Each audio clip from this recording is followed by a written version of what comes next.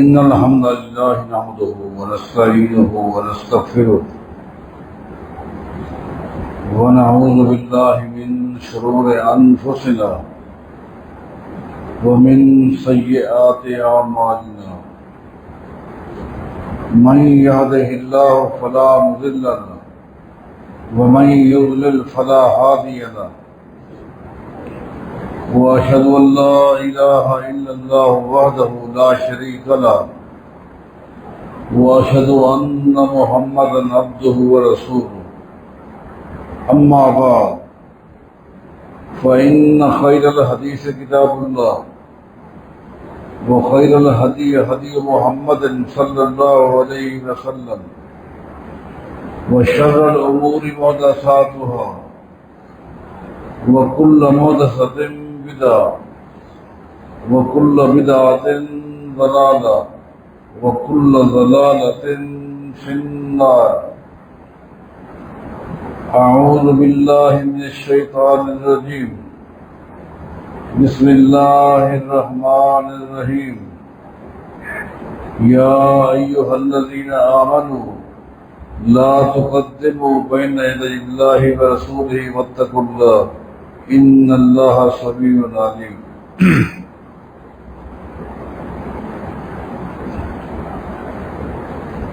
آپ کے علم میں ہے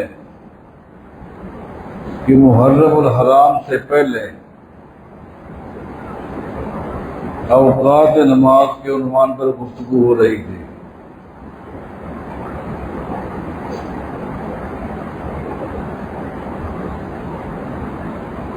ہماری آخری گفتگو کا خلاصہ یہی تھا کہ نماز فجر کا وقت کب شروع ہوتا ہے اور کب تک رہتا ہے، کون سا وقت افضل ہے اور کون سا وقت مستحب ہے. جو لوگ معذور ہیں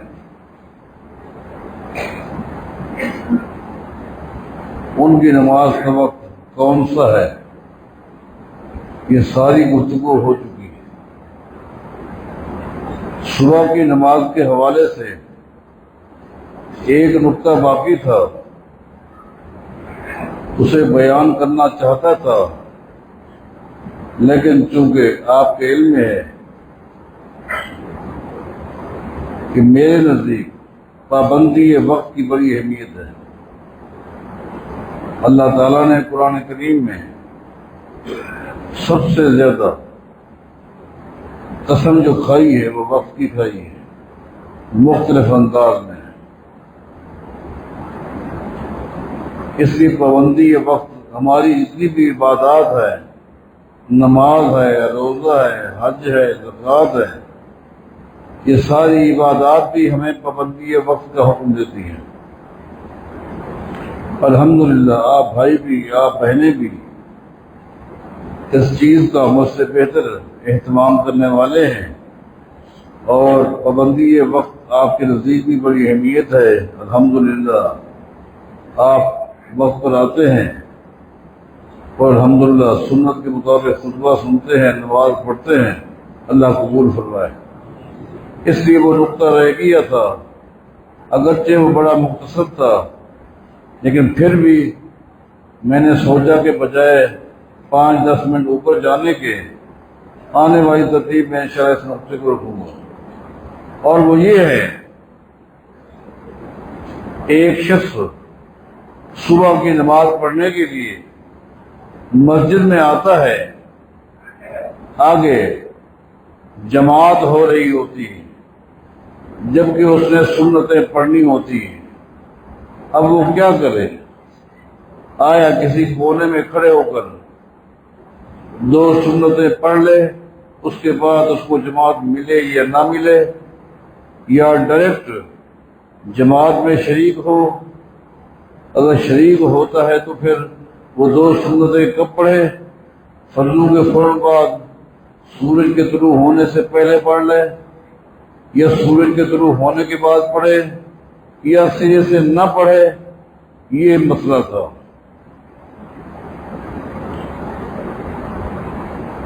سب سے پہلے میں آپ کو ایک حدیث سنا دیتا ہوں تاکہ مسئلے کی وضاحت ہو جائے، اور اس میں جو اختلاف ہے اس کو بھی آپ کے سامنے رکھ دیتا ہوں، پھر معاملہ آپ پر چھوڑ دیتے ہیں۔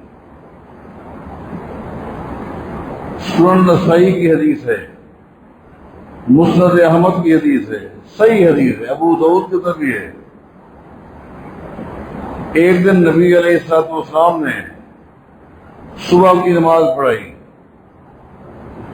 جو ہی آپ نے سلام پھیرا اور مقتدیوں کی طرف رخ کر کے آپ بیٹھے تو آپ کی نگاہ ایک صحابی بھی پڑی جو سلام پھیرنے کے بعد، ایک تو یہ ہے جو اس کی رکعت کوئی رہ گئی ہو، اس نے سلام پھیرا، اس کے بعد کھڑے ہو کر پھر نماز پڑھنے لگ گیا۔ غالباً اس صحابی کا نام قیس ہے رضی اللہ عنہ۔ جب اس نے 2 رکعت نماز پڑھی تو نبی علیہ السلام نے اس کو بلا لیا۔ کتنی بڑی واضح حدیث ہے۔ نبی علیہ السلام صلاۃ الفجر رکعتان، صبح کے تو 2 فرض ہیں،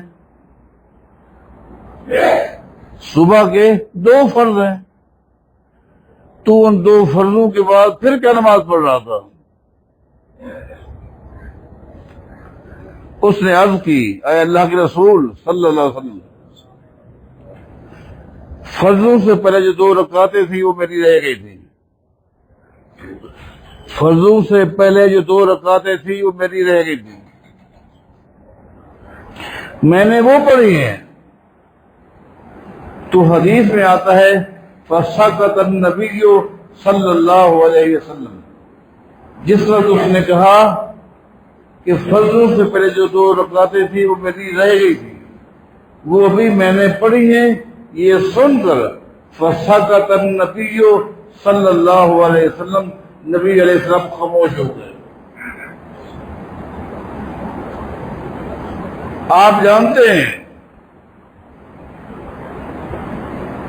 ایک سنت قولی ہوتی ہے، ایک سنت فعلی ہوتی ہے، ایک سنت تقریری ہوتی ہے۔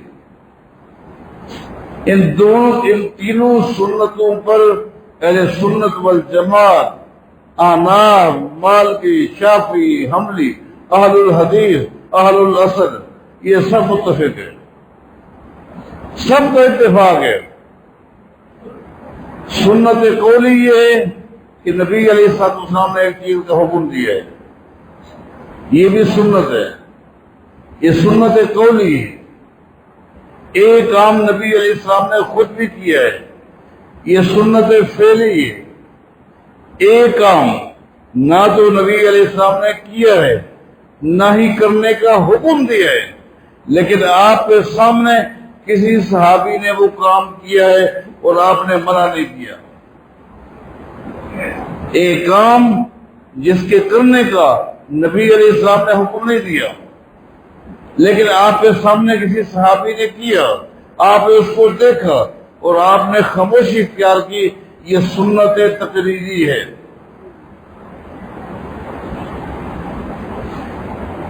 آپ یہاں خاموش رہیں،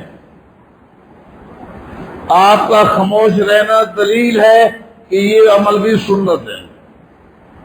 اگر کسی کی سنتیں رہ جائیں تو وہ پڑھ سکتے ہیں، اگر ناجائز ہوتا نبی علیہ السلام منع کر دیں، منع کر دیں، آپ خاموش رہیں۔ جس طرح حدیث میں آتا ہے ایک دیہاتی جو شکار کرتا تھا جنگلوں میں، وہ نبی علیہ السلام کے پاس ایک بھونا ہوا گوشت لے کر آیا۔ نبی علیہ السلام نے پوچھا یہ کس چیز کا ہے؟ اس نے کہا میں جنگل میں گیا تھا اور میرے ہاتھ میں خرگوش آ گیا تھا، جنگلی خرگوش، تو وہ میں آپ کے لیے گھر میں پکا کر لایا ہوں تاکہ آپ کو کھلاؤں۔ نبی علیہ السلام نے نہیں کھایا، آپ نہیں کیا، لیکن صحابہ کرام بیٹھے تھے آپ کے سامنے، ان صحابہ نے اس کو کھا لیا۔ آپ علماء کرام سے پوچھیں، نبی علیہ السلام نے نہیں کھایا، صحابہ نے کھایا، آیا اس کو حلال کہو گے یا حرام؟ سب کہیں گے حلال ہے، اگر حرام ہوتا نبی علیہ السلام صحابہ کو نہ کرنے دے، منع کر دیتے۔ آپ کا نہ کھانا آپ کی پسند ہے، ہر آدمی کی اپنی ایک پسند ہوتی ہے۔ ما آپ رسول اللہ صلی اللہ علیہ وسلم تعامن کرتو انشاء عقل و ان کرہ ترک۔ حدیث میں آتا ہے نبی علیہ السلام نے کبھی کسی حلال چیز میں عیب نہیں نکلا تھا، کبھی کسی حلال چیز میں عیب نہیں نکلا تھا۔ ہاں آپ کو پسند آتا آپ کھا لیتے، آپ کو کوئی چیز پسند نہ ہوتی آپ چھوڑ دیتے، عیب نہیں نکالتے۔ اب صحابہ نے کھا لیا، ہم سب کو اتفاق ہے خرگوش حلال ہے، اگر حرام ہوتا صحابہ نبی علیہ السلام کی موجودگی میں نہ کھاتے، تو آپ نے اس کو جائز کہا، سنت تقریری کہا۔ بالکل اسی طرح جب قیس نے نبی علیہ السلام کو بتایا کہ 2 سنتیں رہ گئی تھی ابھی پڑھی، آپ خاموش رہ گئے، دلیل ہے یہ سنت ہے۔ محدثین کا موقف یہی ہے، محدثین کا موقف یہی ہے، یہی موقف ائمہ کا ہے۔ امام شافعی رحمہ اللہ، امام ابو حنیفہ رحمہ اللہ کا موقف سب سے مختلف ہے، حتیٰ کہ امام ابو حنیفہ رحمہ اللہ کا موقف احناف کے بھی خلاف ہے۔ آپ حیران ہوں گے، امام ابو حنیفہ رحمہ اللہ کا اس مسئلے میں موقف احناف کے بھی خلاف ہے۔ تو میں پوچھتا ہوں یہ احناف کون ہیں؟ تقلید کہاں گئی؟ جس تقلید کی خاطر آپ نے بڑے بڑے مسائل کو چھوڑ دیا، بڑی بڑی حدیثوں کو قربان کر دیا۔ میں نے آپ کو محرم سے پہلے کے خطبے میں کتنی مثالیں دی تھی۔ تقلید کی خاطر صحیح ترین حدیثوں کو چھوڑ دیا، یہ کہہ دیا حدیث صحیح ہے، منسوخ بھی نہیں ہے، موضوع بھی نہیں ہے، من گھڑت بھی نہیں ہے، لیکن ہماری مجبوری تقلید ہے۔ اب آپ دیکھیں کتنا اعزاز کی بات ہے، کتنا اعزاز کی بات ہے، کتنے شرف کی بات ہے کہ نبی علیہ الصلوۃ والسلام نے صحابہ کرام کے ساتھ حج کے سفر روانہ ہیں۔ حدیث میں آتا ہے حالت احرام میں تھے، ایک صحابی جو حالت احرام میں تھا گر پڑا، اونٹ سے گر پڑا، جب اس کو اٹھایا گیا تو وہ فوت ہو چکا تھا۔ کتنی اعزاز کی بات ہے کہ نبی علیہ السلام نے فرمایا اغسلوہ بماء وسدر، جاؤ اس صحابی کو غسل دو پانی کے ساتھ، اور پانی کے اندر بیری کے پتے ملا دو، اس کو غسل دو۔ وَكَفِّنُوهُ فِي ثَوْبَيْهِ وَكَفِّنُوهُ فِي ثَوْبَيْهِ، اس کے بعد فرمایا اس کے جو احرام کی 2 چادریں ہیں انہی چادروں میں اس کو کفن دو۔ آگے کیا فرمایا وَلَا تُخَمِّرُوا وَجْهَهُ وَلَا رَأْسَهُ، لیکن خبردار اس کے چہرے کو، اس کے سر کو ننگا رکھنا ہے، احرام کے اندر بند نہیں کرنا۔ احرام کے اندر جس طرح بند کیا جاتا ہے، اگر کفن ہے تو میت کو بند کر دیا جاتا ہے، چاہے وہ میت مرد کی ہو یا عورت کی ہو۔ وَلَا تُخَمِّرُوا وَجْهَهُ وَلَا رَأْسَهُ، خبردار یہ عام میت نہیں ہے، حج کے لیے جا رہا تھا، حالت احرام میں تھا، اس کے لیے اعزاز ہے، اس کے چہرے کو ننگا رکھنا ہے، اس کے سر کو ننگا رکھنا ہے۔ کیوں؟ فرمایا فَإِنَّهُ يَأْتِي يَوْمَ الْقِيَامَةِ مُلَبِّيًا، کل قیامت کے دن ہوگا ہر شخص اپنی قبر سے اٹھے گا، نفسی نفسی نفسی کہہ رہا ہوگا، اے اللہ مجھے بچا لے، مجھے بچا لے، اے اللہ مجھے معاف کر دے، قیامت کی ہولناکی کو دیکھ کر رو رہا ہوگا۔ لیکن یہ بندہ جو حالت احرام میں تھا، مر گیا، فوت ہو گیا، قیامت اٹھے گا، اٹھتے ہی کہے گا لبیک اللہم لبیک،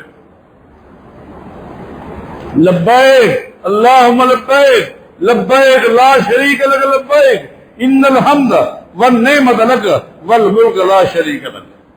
قیامت کے دن اٹھتے ہی مانا خوف نہیں ہوگا، گھبراہٹ نہیں ہوگی، نفسی نہیں کہے گا اللہ میں حاضر ہوگی۔ کتنے اعزاز کی بات ہے اس شخص کے لیے جو حالت احرام میں فوت ہو جائے۔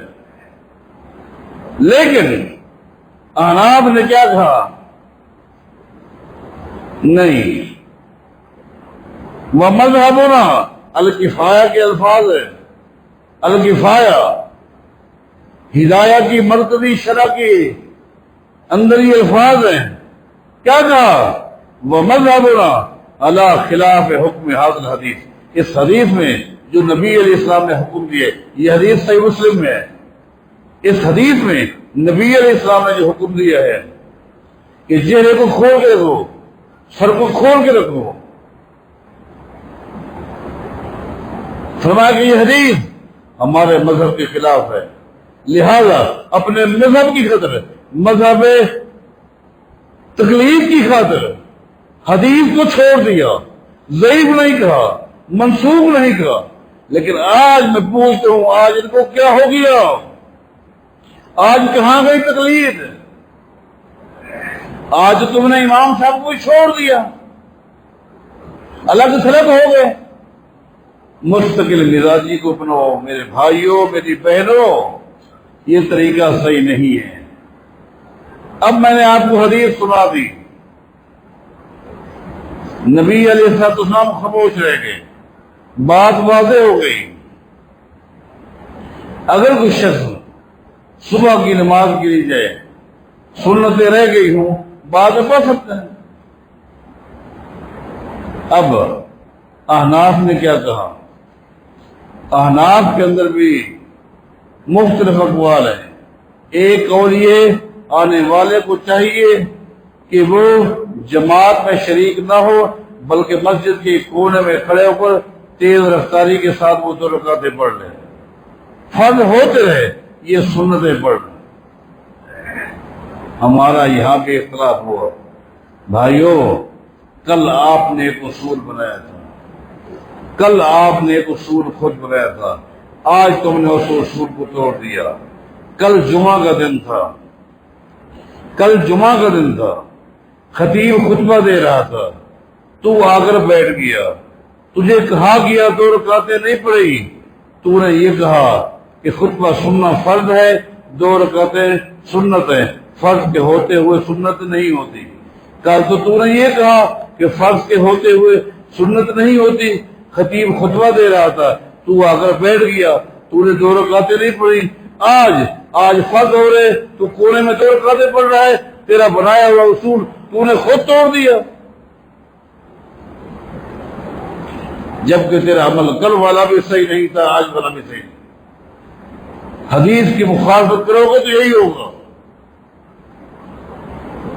جبکہ نبی علیہ السلام کو فرما رہے ہیں اذا اقیمت الصلاۃ فلا صلاۃ الا المکتوبہ، لوگوں جب اقامت ہو جائے، فرض نماز پڑھے جا رہے ہو، تو اس اقامت والی نماز کے علاوہ کوئی نماز نہیں ہوتی۔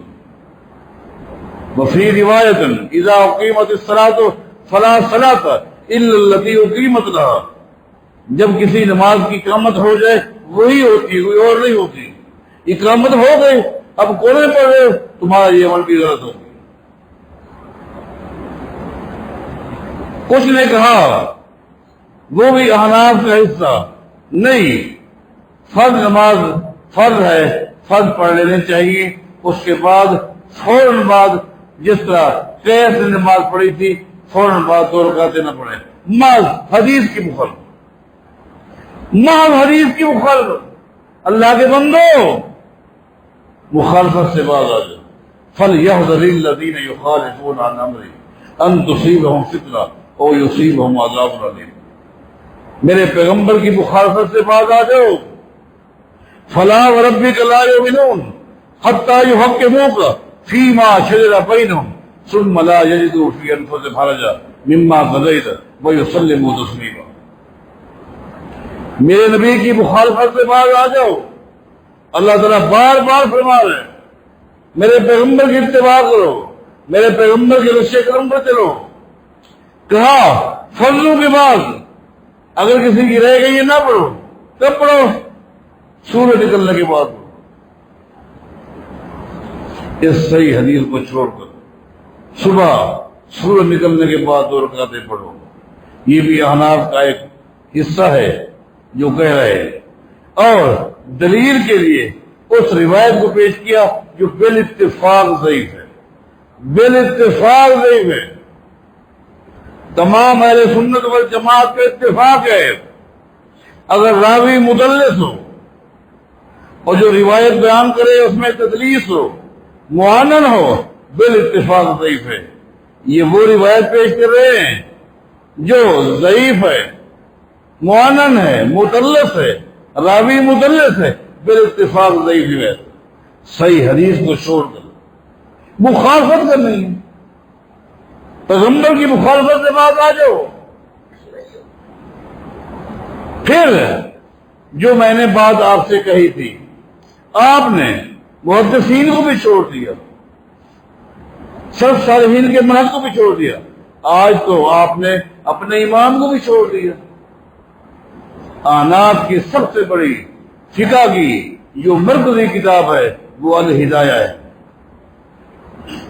الہدایہ سے بڑی کوئی کتاب نہیں کیا. جس طرح ہمارے ہاں قرآن کریم کے بعد سب سے صحیح ترین کتاب صحیح بخاری ہے, صحیح بخاری ہے, پھر صحیح مسلم ہے. احناف کے ہاں صحیح ترین فقہ کی مرکزی کتاب ہدایہ ہے. بلکہ ان کی بعض عبارتوں سے تو یہ ثابت ہے انہوں نے اپنی بعض کتابوں میں تو لکھ دیا ہے الہدایت کل قرآن ہے کہ دین اسلام میں ہدایت کی حیثیت وہ ہے جو قرآن کریم کی ہے.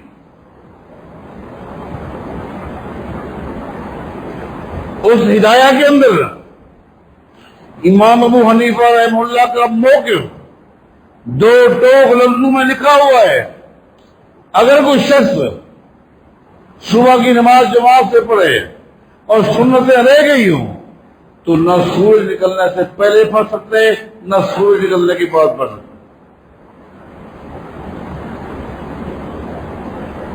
نہ فرضوں کے بعد پڑھ سکتے ہیں نہ سورج نکلنے کے بعد پڑھ سکتے ہیں, سر سے پڑھ نہیں سکتے.